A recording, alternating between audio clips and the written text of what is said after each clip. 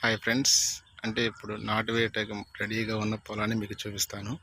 నాటు వేయాలంటే ఫస్ట్ రెడీగా ఈ పొలాన్ని రెడీగా చేయాలి. అంటే దమ్ము చేయాలి, కలుపు మొక్కలు లేకుండా చేయాలి. ఇలా నీట్గా ప్రిపేర్ చేశాక అప్పుడు నాటు వేస్తారండి.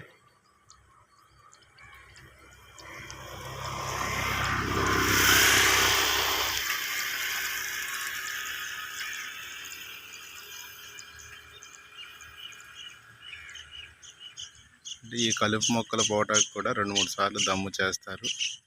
మెట్టగా ఉన్నప్పుడు కూడా దుక్కు దున్నుతారు.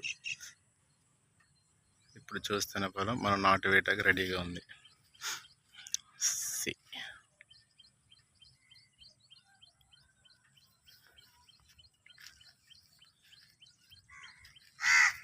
ఇలా రెడీ చేశాక నెక్స్ట్ నాటు వేస్తారు.